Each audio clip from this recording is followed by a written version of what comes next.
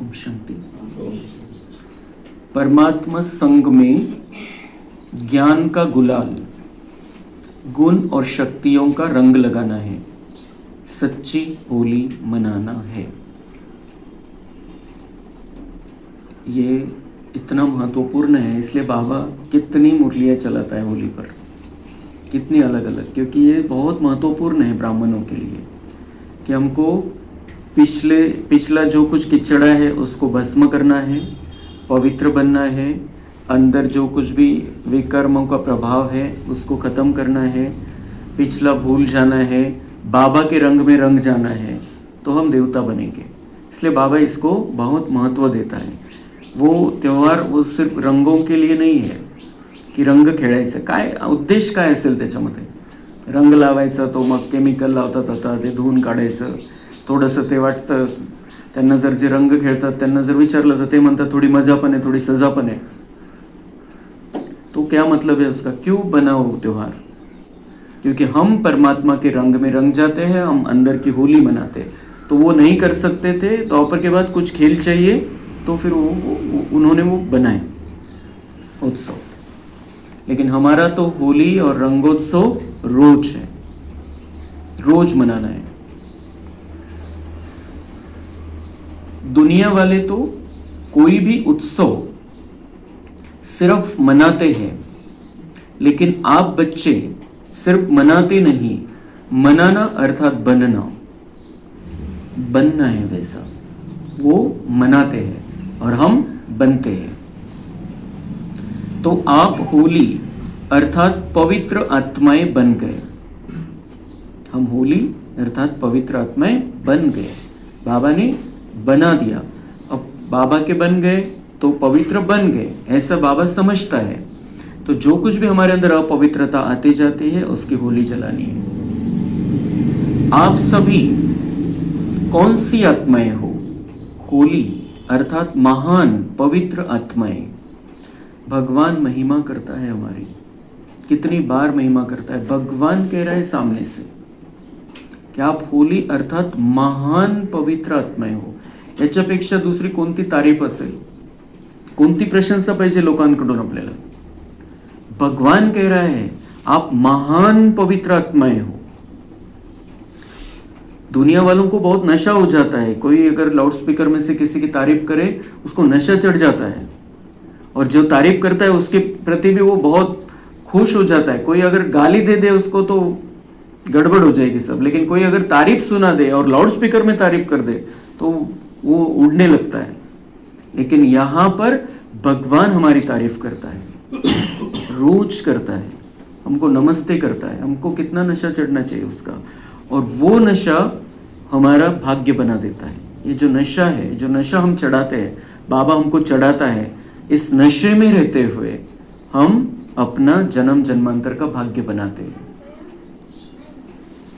दुनिया वाले तो शरीर को स्थूल रंग से रंगते हैं, लेकिन आप आत्माओं ने आत्मा को कौन से रंग में रंगा है?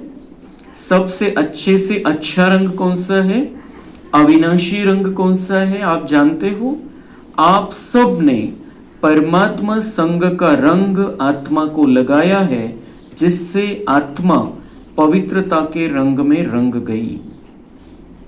तो सबसे अच्छे से अच्छा रंग, दुनिया में तो रंगों से रंगते हैं जो नकली कलर है, लेकिन यहाँ पर तो अविनाशी कलर, बाबा के संग का रंग। तो ये परमात्मा संग का रंग कितना महान और सहज है।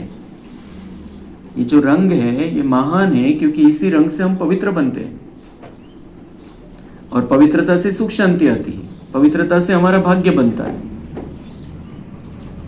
इसलिए परमात्मा संग का महत्व अभी अंत में भी सत्संग का महत्व होता है। हम परमात्मा के संग में रहते हैं, परमात्मा के साथ रहते हुए हम मुरली सुनते हैं, हम परमात्मा के साथ बैठते हुए योग करते हैं, परमात्मा के साथ बैठकर हम क्लास सुनते करते हैं। तो बाबा कहते हैं उसका यादगार अभी तक भी वो सत्संग का महत्व है। सत्संग, सच्चा सत्संग क्या है? जो हम आत्मा परमात्मा के संग में बैठकर ज्ञान योग करते हैं, वो है सच्चा सत्संग. त्याची यादगार ते त्याला सत्संग समजतात. त्या गुरूंचा सत्संग, त्यांचे प्रवचन, त्यांच्या कथा, वो हमारे इस मुरली क्लास का यादगार है, योग के क्लास का यादगार है कि वो सब बैठते हैं.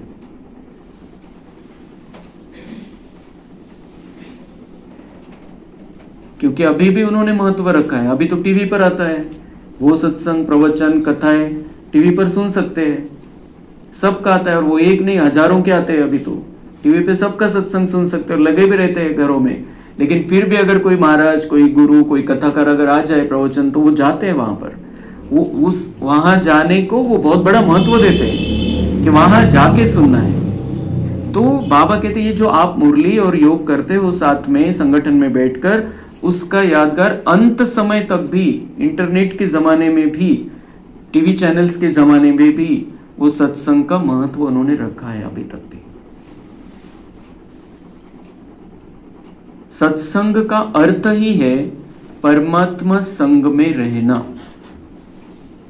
इसका अर्थ है परमात्मा संग में रहना. तो उधर तो परमात्मा ही पता नहीं, आत्मा का ही पता नहीं है, तो उसको सत्संग कैसे कहेंगे? अपने सत्य के, अपने सत्य स्वरूप में भी नहीं है, पता ही नहीं है मैं आत्मा हूं, और मुझे आत्मा को सुनाया जा रहा है, सुनाने वाली आत्मा है, तो वो सत्संग कैसे हो गया? हो ही नहीं सकता है. तो जो सबसे सहज और ऊंचे ते ऊंचा है, ऐसे संग में रहना मुश्किल है क्या? और इस संग के रंग में रहने से जैसे परमात्मा ऊंचे ते ऊंचा है, वैसे आप बच्चे भी ऊंचे ते ऊंचे पवित्र महान आत्माएं, पूज्य आत्माएं बन गई. वो ऊंचे ते ऊंचा उसके साथ में रहते तो हम भी पूज्य, महान और ऊंचे बन गए. क्योंकि उसके किसके साथ में रहते हैं? कारण काय म्हणतात दुनियामध्ये पण म्हणतात की जर तुम्हाला कोणाला ओळखायचं असेल, जर त्याचं खरी ओळख जर तुम्हाला पाहिजे असेल, तर तो कोणाबरोबर राहतो हे बघा, त्याचे मित्र कोण है हे बघा. हम किसके साथ में रहते हैं? जो ऊंचे ते ऊंचा है, जो पवित्र है, जो सदा स्वच्छ है, सदा शुद्ध है, प्यार का सागर है, सर्वशक्तिवान है, हम उसके साथ में रहते तो हम भी ऊंचे बन गए, हम भी श्रेष्ठ बन गए. यह अविनाशी संग का रंग प्यारा लगता है ना? दुनिया वाले कितना प्रयत्न करते हैं, परम आत्मा का संग तो छोड़ो, सिर्फ याद करने में भी कितनी मेहनत करते हैं. दुनिया वाले कितना प्रयत्न करते हैं, कितना प्रयत्न करते हैं, कितनी मेहनत करते हैं भक्ति मार्ग में. तो संग तो छोड़ो, बाबा म्हणते माझ्यासोबत तर राहू शकत नाही ते, उनको वो चांस ही नहीं है, उनका भाग्य ही नहीं है भगवान के साथ बैठे, भगवान उनके साथ बातें करे, भगवान उनको दृष्टि दे, वो तो नहीं है. लेकिन बाबा कहते हैं सिर्फ याद करने में भी कितनी मेहनत करते हैं. याद ऊपर वाले को याद करते हैं क्योंकि क्लैरिटी नहीं कौन है वो, तो मेहनत ही है सिर्फ. लेकिन आप आत्माओं ने बाप को जाना, दिल से कहा मेरा बाबा, बाप ने कहा मेरे बच्चे, और रंग लग गया. रंग कैसे लग गया? बाप ने कहा मेरे बच्चे और रंग लग गया. मैं, आपने दिल से कहा, जाना, दिल से कहा मेरा बाबा, और बाबा ने कहा मेरे बच्चे. आपण बाबांना ओळखलं, बाबांनी आपल्याला एक्सेप्ट केलं, स्वीकारलं, और बाबा कहते रंग लग गया. किती सोपं है. फिर बाप ने कौन सा रंग लगाया? ज्ञान का गुलाल लगाया, गुणों का रंग लगाया, शक्तियों का रंग लगाया. तो बाबा ने कौन सा रंग लगाया हमें? ज्ञान का गुलाल. ज्ञान का गुलाल लगाया तो क्या हो गया हमारे अंदर? समझ आ गई, बुद्धि स्वच्छ हो गई ज्ञान के गुलाल से. गुणों का रंग लगाया तो हम सज रहे हैं, आत्मा सज रही है. दिव्य गुणों से बाबा हमारा श्रृंगार कर रहा है, मेकअप कर रहा है. और तीसरा फिर बाबा ने शक्तियों का रंग लगाया, तो हम किसी भी परिस्थिति में सफल होने के लिए अपने आप को मजबूत बनाते हैं. बाबा की शक्तियों का रंग, तो हम किसी भी परिस्थिति में हलचल में नहीं आते हैं. किसी भी परिस्थिति में कोई भी प्रॉब्लम आ जाए, कोई भी नुकसान हो जाए, कुछ भी हो जाए, हम परेशान नहीं होते. हमें बाबा ने शक्तियों का रंग लगा दिया, मतलब हमको शक्तिशाली बना दिया.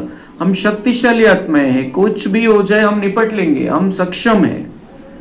हमारा साथी, हमारा जो बाप है, वो सब कुछ करने के लिए बैठा है हमारे लिए। तो शक्तियों का रंग लगाया। तो जिस रंग से आप तो देवता बन गए, लेकिन अब कलयुग अंत तक भी आपके पवित्र चित्र देव आत्माओं के रूप में पूजे जाते। तो आप तो देवता बन गए, बाबा ने जो रंग लगाया उससे आप तो देवता बनने वाले हैं, सतयुग में रहेंगे। लेकिन उसका यादगार आज दिन तक आपकी पूजा हो रही है। ज्ञान गुण शक्तियों से रंग दिया था बाबा ने, हम रंग गए थे, और उसका रिजल्ट क्या है? कलयुग के अंत समय तक हमारी पूजा हो रही है। पवित्र आत्माएं बहुत बनते हैं, महान आत्माएं बहुत बनते हैं, धर्म आत्माएं बहुत बनते हैं, लेकिन आपकी पवित्रता देव आत्माओं के रूप में आत्मा भी पवित्र बनती है और आत्मा के साथ शरीर भी पवित्र बनता है। कितनी बार बाबा हमको ये बात याद दिलाता है।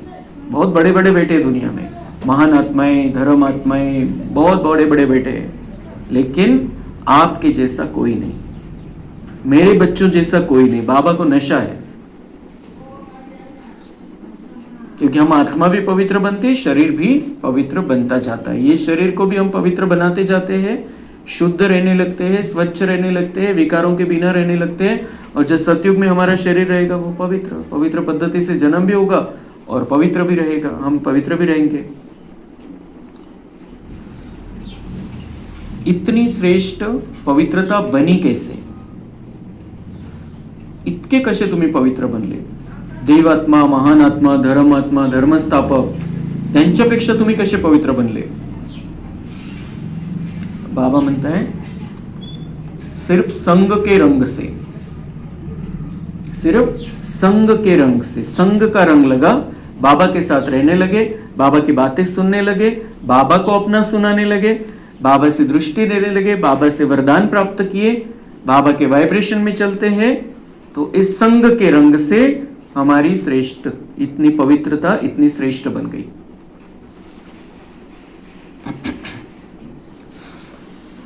आप सभी फलक से कहते हो। अगर कोई आप बच्चों से पूछे परमात्मा कहाँ रहता है, परमात्मा कहाँ रहता है, अगर कोई हमसे पूछे तो सही, पूछने वाले कम हो गए दुनिया में। परमात्मा कहाँ रहता है? परम धाम में तो है ही, बाबा म्हणतात ते तर आहेच, मी तर परमधाम मध्ये राहतो, परमधाम निवासी आहे। लेकिन अभी संगम में परमात्मा आपके साथ कहाँ रहता है? आप क्या जवाब देंगे?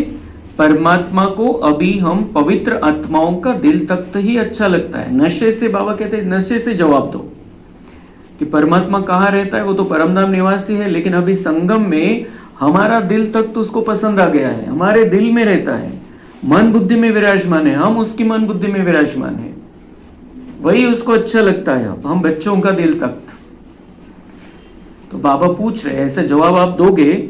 बाबा पूछ रहे, फिर ऐसे है ना? बाबा म्हणते असंच आहे ना, मुझे दिल में बिठाया है ना?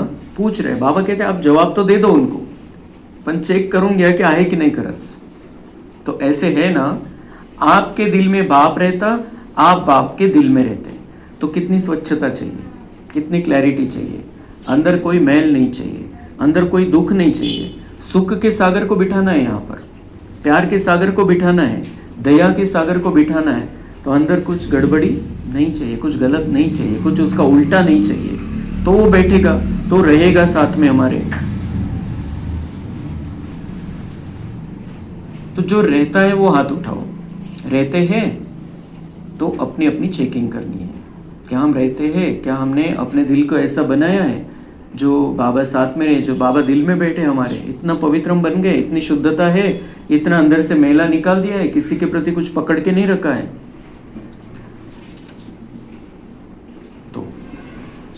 तो वहां पर सभी ने हाथ उठाया।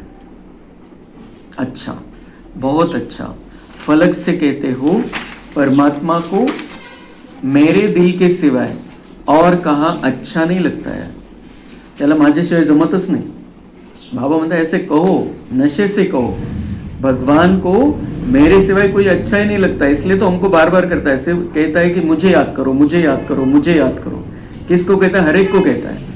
तो हम हर एक बच्चा ये कह सकता है कि मेरे सिवाय उसको कोई अच्छा ही नहीं लगता है, वो मेरे दिल में बैठा है। अच्छा नहीं लगता है क्योंकि कंबाइंड रहते हो ना, कंबाइंड रहते हो। नॉर्मल बाबा सांगतो हाँ क्यों नहीं अच्छा लगता है, बाबा को क्यों नहीं अच्छा लगता है, मेरे दिल के सिवाय कोई कुछ दूसरा कुछ अच्छा क्यों नहीं लगता है, क्योंकि आप कंबाइंड रहते हो। नॉर्मल वाक्य, क्योंकि आप कंबाइंड रहते हो। मग प्रश्न, कंबाइंड रहते हो? आदि म्हणता है कि हाँ रहते हो आप उनको जवाब दे दो, उसको नहीं अच्छा लगता है क्योंकि हम साथ में रहते हैं।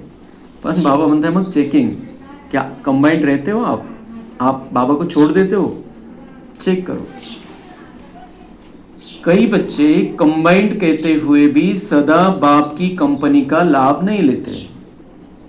यही बताना था बाबा को कि कई बच्चे कंबाइंड कहते तो है हम और बाबा साथ साथ में, लेकिन सदा बाप की कंपनी का लाभ नहीं लेते हैं। बाबा वो लाभ देने के लिए आया है। बाबा कहता है मेरी कंपनी में रहो। हम उसके चरणों की धूल, तो धुळीचा कण व्हायचं होतं आपल्याला। धुळीचा कण चित्र बघायचंय आपण कि तो कण कधी उडून जाईल, कधी येईल, और क्या उसका क्या मतलब है। धूल को तो साफ किया जाता है, कोई भी आके उसको हटा देता है, झाड़ू मार देता है। और वो होना चाहते, उसके लिए भक्ति करते थे कि तुझे चरणाची धूळ बनलो तो बस झालं। और वो क्या कहता है, उसकी कंप्लेंट है कि मेरी कंपनी में आप नहीं रहते हो, कभी कभी भूल जाते हो, मुझे छोड़ देते हो। उसकी ये कंप्लेंट है। मतलब वो हमारी कंपनी में रहना चाहता है, हमारे साथ में पूरा का पूरा रहना चाहता है।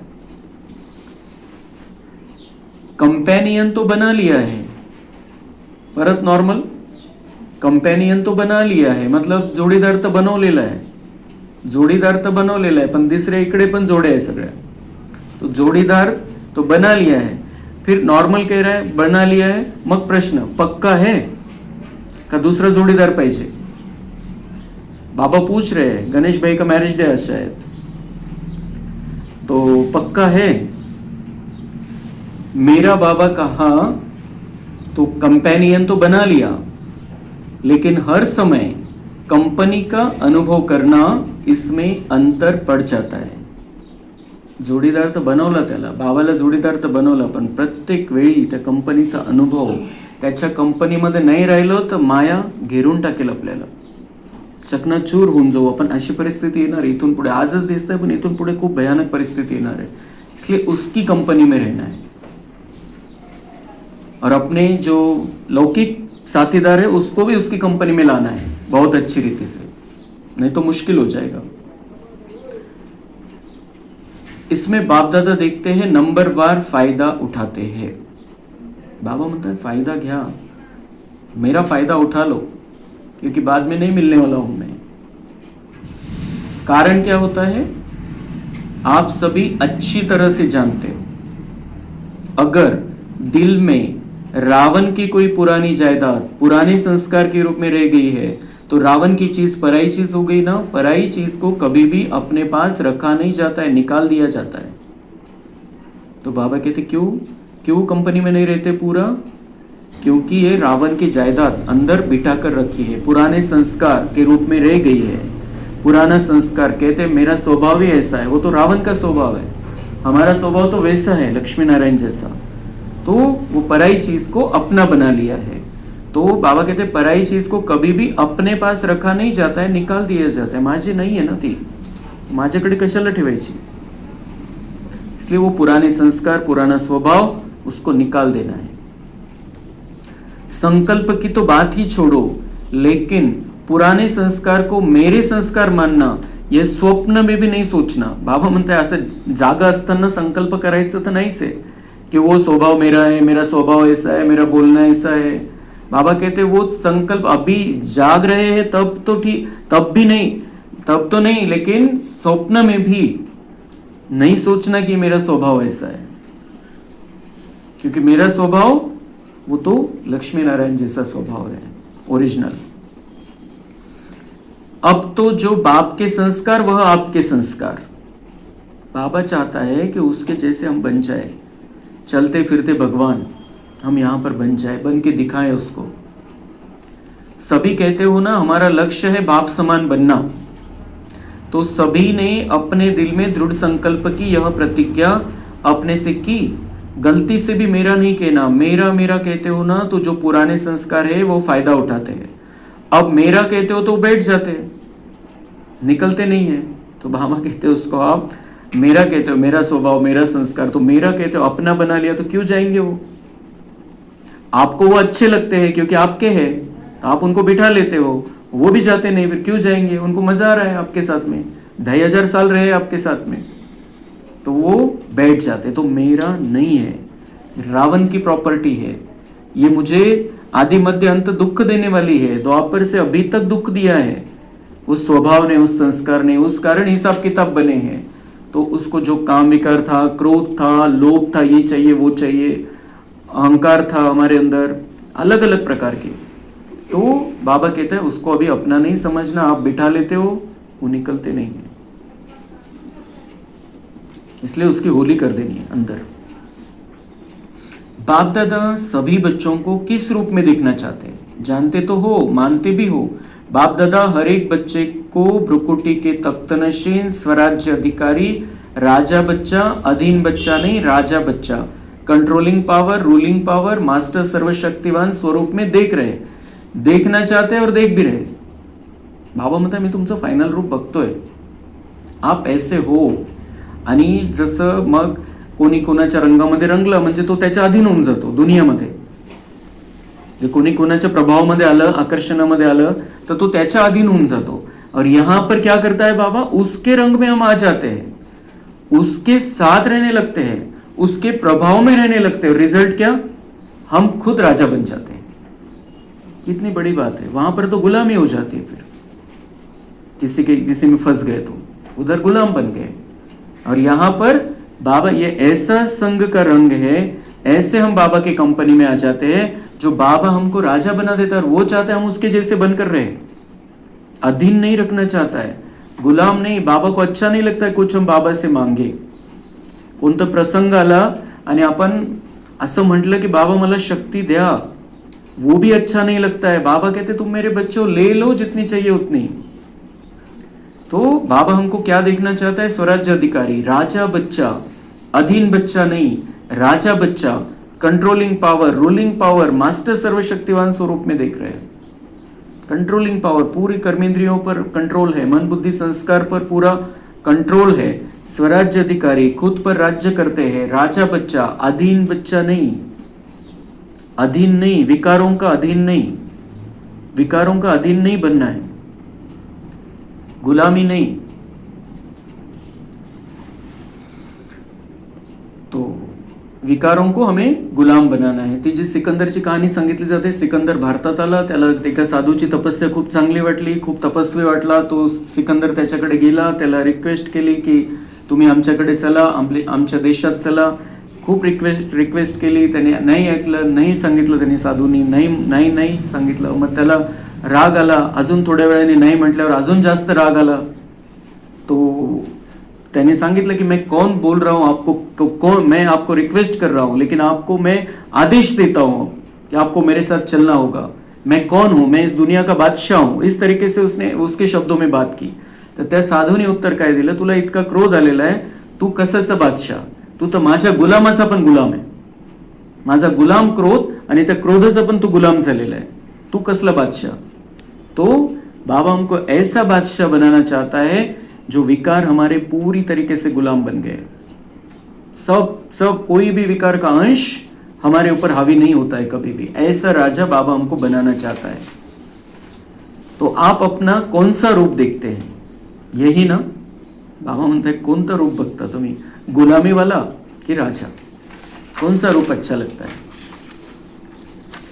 तो राज्य अधिकारी हो ना, अधीन तो नहीं हो। अधीन आत्माओं को आप सभी अधिकारी बनाने वाले हो। आत्माओं के ऊपर रहम दिल बन, अधीन से उन्हों को भी अधिकारी बनाने वाले हो। तो बाबा कहते हैं आप तो अधीन से अधिकारी बनते हो, लेकिन जो अधीन हो गए हैं उनको भी अधिकारी बनाने की सेवा करते हो। जे गुलाम झालेले विकारांचे, त्यांना ज्ञान देऊन, समज देऊन, बाबांचं बनवून त्यांना पण त्यांच्या त्या गुलामीतून मुक्त करायचं आपल्याला। त्यांना पण अधिकारी बनवायचे, त्यांना पण राजा बनवायचे। बाप दादा का वायदा है, वरदान है, आपके हिम्मत का एक कदम और 1000 कदम मदद बाप की, चाहे कैसा भी कड़ा संस्कार हो, हिम्मत कभी नहीं हारो। कारण सर्वशक्तिवान बाप मददगार है और कंबाइंड है, सदा हाजिर है। आप हिम्मत से सर्वशक्तिवान कंबाइंड बाप के ऊपर अधिकार रखो और दृढ़ रहो। होना ही है बाप मेरा, मैं बाप की हूँ, यह हिम्मत नहीं भूलो। तो क्या होगा, जो कैसे करो, ये संकल्प उठता है, वह कैसे शब्द बदल ऐसे हो जाएगा। कैसे करो, क्या करो नहीं, ऐसे कर लो। बाबा बता देगा, संकल्प आ जाएगा, टचिंग हो जाएगी, मुरली में से उत्तर मिल जाएगा। कैसे नहीं, ऐसे। तो बाबा कहते सिर्फ हिम्मत रखो। कैसे करो, क्या करो नहीं, ऐसे हुआ ही पड़ा है। सोचते ही करते, सोचते हो करते तो होगा, होना तो चाहिए, बाप मदद तो देगा, हुआ ही पड़ा है, बाप बंधा हुआ है दृढ़ निश्चय बुद्धि वाले को मदद देने के लिए। बाबा म्हणता है की मी आहेच, जैसा दृढ़ निश्चय त्याला मदद देण्यासाठीच मी बसलेलो आहे। होगा, होना तो चाहिए, ऐसे को मदद का अनुभव नहीं होता है। हुआ ही पड़ा है, बाप बंधा हुआ है दृढ़ निश्चय बुद्धि वाले को मदद देने के लिए। जिसका दृढ़ निश्चय है उसको मदद देने के लिए बाबा कहते हैं मैं बंधा हुआ हूं, क्योंकि हमने भगवान पर विश्वास रखा तो उस विश्वास को वो खाली नहीं जाने देगा। लेकिन वो उतना विश्वास सच्चे दिल वाला होना चाहिए। सिर्फ रूप थोड़ा चेंज कर देते हो, बाप के ऊपर हक रखते हो, लेकिन रूप चेंज कर देते हो। बाबा आप तो मदद करेंगे ना, आप तो बंधे हुए हो ना, तो ना लगा देते हो। तो बाबा कहते हैं की निश्चय कैसा होना चाहिए की हाँ बाबा तो बंधा हुआ है, मग त्याच्याऐवजी काय म्हणतात, रूप क्या बदल लेते हैं, उसका थोड़ा चेंज कर देते हो। बाप के ऊपर हक रखते हो लेकिन रूप चेंज कर देते हो। हक रखते हो कि बाबा को मदद करनी चाहिए मुझे, लेकिन रूप क्या होता है, बाबा आप तो मदद करेंगे ना, आप तो बंधे हुए हो ना। अक्षर क्या येता है, ना। आप तो मदद करेंगे ना, आप तो बंधे हुए हो ना, तो क्या लगा देते, ना लगा देते। इथं पण म्हणतात ती साडी नेली नव्हती कमी, तो ये पहले से नई से शुरुआत करते हैं। तो बाबा को भी ये शब्द अच्छा नहीं लगता है, ना। बाबा कहते ये ना लगाते थे, आप तो मदद करेंगे ना, तो बाबा कहते वो हाँ में ना हो गया। तो निश्चय बुद्धि निश्चित विजय हुई पड़ी है, क्योंकि बाप दादा ने हर बच्चे को जन्मते ही विजय का तिलक मस्तक में लगाया है। दृढ़ता को अपने तीव्र पुरुषार्थ की चाबी बनाओ। अभी समय के प्रमाण प्लेन बुद्धि बन संकल्प को साकार रूप में लाओ। तो बाबा कहते हैं निश्चय बुद्धि निश्चित विजय हुई पड़ी है, बाबा ने जन्मते ही विजय का तिलक लगा दिया है हमको। तो क्या करो, सिर्फ दृढ़ता को अपने पुरुषार्थ की चाबी लगाओ, दृढ़ता को अपने पुरुषार्थ की चाबी बनाओ। दृढ़ता म्हणजे मेन बात जो, और ये जब से वो एक भाई ने क्लास में बात सुनाई है कि मम्मा को पूछा गया था आपको कौन सा गुण अच्छा लगता है, अगर एक गुण को आपको चुनना पड़े तो कौन से गुण को आप चुनते हो। मम्माने उत्तर नाही दिलं, पण जेव्हा खूप विचारलं तेव्हा त्यांनी सांगितलं मैं चुनूंगी दृढ़ता को। दृढ़ता अगर है तो सब आ जाएगा आपके अंदर। और तब से कम 10 बार मुरली में आया है, जब से हमने सुना है कि दृढ़ता बहुत जरूरी है। जेव्हा पक्कापना नहीं है तो कुछ भी नहीं होगा। फिर पक्का पाहिजे, जो करना है उसमें पक्का रहना है, जो बाबा कहता है उसमें पक्का रहना है। तो बाबा कहते दृढ़ता को अपने तीव्र पुरुषार्थ की चाबी बना, ही चावी आहे दृढ़ताची, पक्केपणाची चावी लावा। पुरुषार्थ तर असा होऊन जाईल, बाबाने जसं सांगितलं पुरुषार्थ नहीं वो प्रारब्ध होता जाएगा, फिर बढ़ता जाएगा। अभी समय के प्रमाण प्लेन बुद्धि बन संकल्प को साकार रूप में लाओ। जरा भी कमजोर संकल्प इमर्ज नहीं करो। किसी भी प्रकार की कमजोरी बाबा हमारे में देखना ही नहीं चाहता है। कमजोर संकल्प, कमजोरीचे विचार बाबा म्हणता है बिल्कुल बंद। स्मृति रखो कि अभी एक बार नहीं कर रहे हैं, अनेक बार किया हुआ सिर्फ रिपीट कर रहे हैं। एक बार नहीं कर रहे हैं, अनेक बार किया हुआ रिपीट कर रहे हैं। कल बाबा ने बहुत मजेदार बात बताई संदेश में, या वरदान में कल के, कि आपको तो प्रैक्टिस हुई है हथौड़े खाने की, मार खाने की तो प्रैक्टिस हुई है, आत्मा को सजा मिलती आई है। हथौड़े खा कर, चन्नी हथौड़े के घाव खाकर ही आप मूर्ति बने हो, तो आपको तो प्रैक्टिस है। तो ऐसे बाबा कह रहा है अभी एक बार नहीं कर रहे, अनेक बार किया हुआ सिर्फ रिपीट कर रहे हैं। तो जो भी हम अभी कर रहे हैं हमको प्रैक्टिस है उसकी, जो प्रॉब्लम्स है उसकी भी प्रैक्टिस है, उसको सहने की भी प्रैक्टिस है, उससे हम निकले भी है, इसलिए यहाँ आकर बैठे हैं। 5000 वर्ष पहले हमने सहा था, उसमें सफल हो गए थे, इसलिए यहाँ पर आकर बैठे। वैसे भी कोई भी पुरुषार्थ बाबा करने की हमको प्रेरणा देता है तो बाबा कहते पहली बार थोड़ी कर रहे हो, आपको तो प्रैक्टिस है, आपने की है। पिछले 5000 वर्ष पहले मैंने जो बताया था उस हिसाब से आपने किया था, अभी करो फिर से। अवघड काहीच नाहीये, तुम सोपं आहे तुमच्यासाठी, कारण फक्त रिपीट करायचंय। याद करो कितनी बार कल्प कल्प विजयी बने हैं, अनेक बार के विजयी है। विजय अनेक कल्प का जन्मसिद्ध अधिकार है। इस अधिकार से निश्चय बुद्धि बन दृढ़ता की चाबी लगाओ। विजय आप ब्राह्मण आत्माओं के बिना कहां जाएगी? बाबा म्हणते विजय तो आपकी होनी है, आपके बिना कहां जाएगी विजय? कोण जिंकणार आहे तुमच्याशिवाय? विजय आप ब्राह्मणों का जन्मसिद्ध अधिकार है, गले की माला है। नशा है ना? तो आज सुबह अमृत वेला में जो लगाया था ड्रामा अनुसार हो जाता है बराबर, तो उसमें भी बाबा ने सिर्फ ये 2 संकल्प देके बिठाया 5 मिनट के लिए कि विजय हम ब्राह्मण आत्माओं का जन्मसिद्ध अधिकार है, विजय हमारी गले की माला है। बाबा कहते इसको पक्का करो बस, म्हणजे तुम्हाला कमजोरी वाटणारच नहीं। विजय होने वाली हमारी, लास्ट में विजय होने वाली, विकारों पर भी विजय होने वाली है, परिस्थिति पर भी विजय होने वाली है। कोई समय आएगा, आया है वो निकल जाएगा, बात आई है जाने के लिए आती है। विजय हमारा जन्म सिद्ध अधिकार है, कोई हमें लड़ाई करके फिर लेना नहीं है, जन्म सिद्ध अधिकार है। जन्म हुआ और विजय हमारा फाइनल हो गया। फक्त कमजोरीमुळे आपण मागे पडून जातो, तो कमजोर विचारों को बंद कर देना है। विजय हमारा जन्म सिद्ध अधिकार है, विजय हमारे गले की माला है। नशा है ना? होगा नहीं होगा नहीं, हुआ ही पड़ा है। इतने निश्चय बुद्धि बन हर कार्य करो, विजय निश्चित है ही।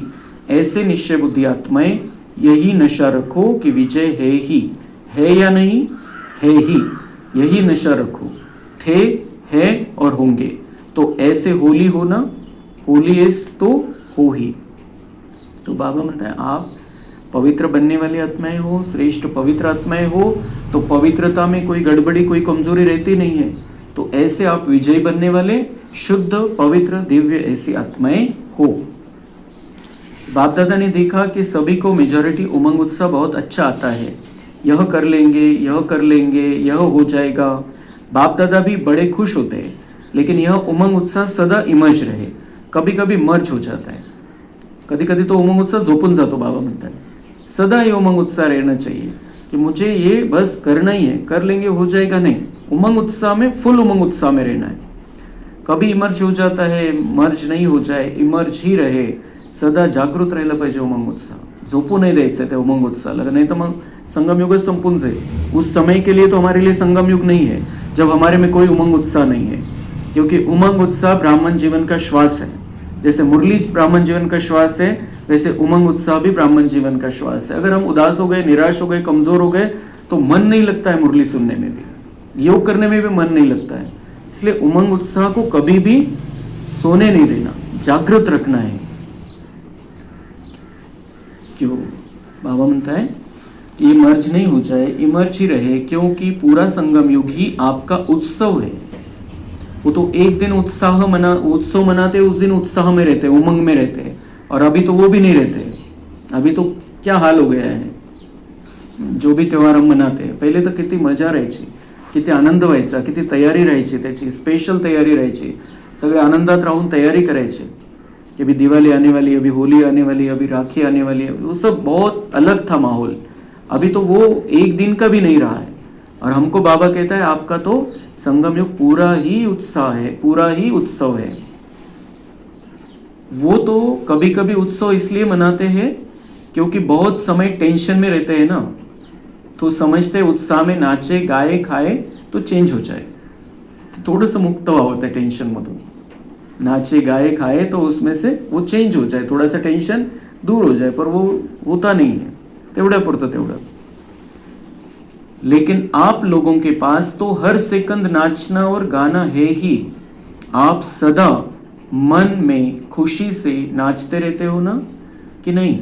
नाचते हैं, नाचना आता है खुशी में, नाचना आता है, जिसको आता है वो हाथ उठाओ। नाचना आता है, अच्छा आता है तो मुबारक हो। तो सदा नाचते रहते हो या कभी कभी? कौन सा नाचना? बाबा को कुछ लेना देना नहीं, इधर ऐसे नाचो ऊपर से, वो नहीं। बाबा कहते मन नाचता रहता है आपका, सदा खुश रहते हो। वो तो ऑटोमेटिक, जिसको नाचना भी नहीं आता है वो भी नाचने लगेगा सतयुग में, वो तो रास होगा, बहुत सुंदर, वो करेंगे सब। लेकिन यहाँ पर मन से नाचना है, मन से मौज में रहना है, सदा खुश रहना है। अच्छा,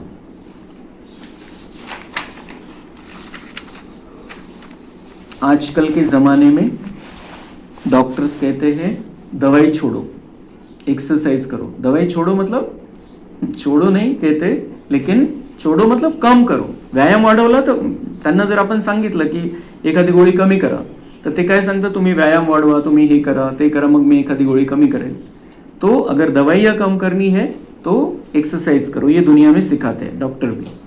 तो बाप दादा भी कहते हैं कि युद्ध करना छोड़ो, मेहनत करना छोड़ो, सारे दिन में 5-5 मिनट मन की एक्सरसाइज करो। बाबा कहते हैं ये जो पुरुषार्थ में जो मेहनत करते हो, युद्ध करते हो, माया से लड़ते रहते हो, हर बार माया आती है उसको आने देते हो, फिर भगाते हो, फिर उसको निकालते हो, उसके साथ लड़ते हो, फिर मन में संकल्प चलता है ऐसा क्यों हुआ, मैंने ऐसा क्यों बोला, ये हुआ। तो बाबा कहते हैं ये युद्ध करना छोड़ो, मेहनत करना छोड़ो, उसके बजाय मन को स्पेशल एक्सरसाइज सिखाओ।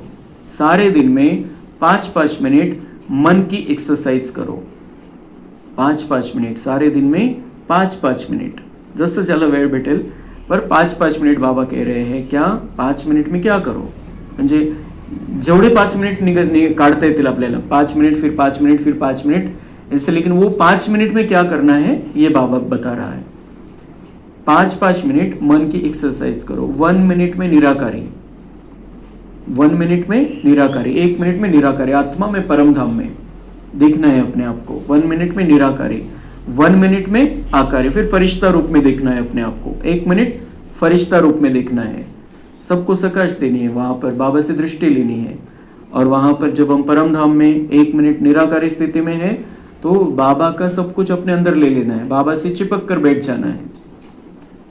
1 मिनट में सब तरह के सेवाधारी, निराकारी, फरिश्ता, फिर 1 मिनट में सब तरह के सेवाधारी, सिर्फ एक सेवा नहीं, सब तरह के सेवाधारी, मनसा वाचा कर्मणा, तन मन धन और समय श्वास संकल्प के साथ।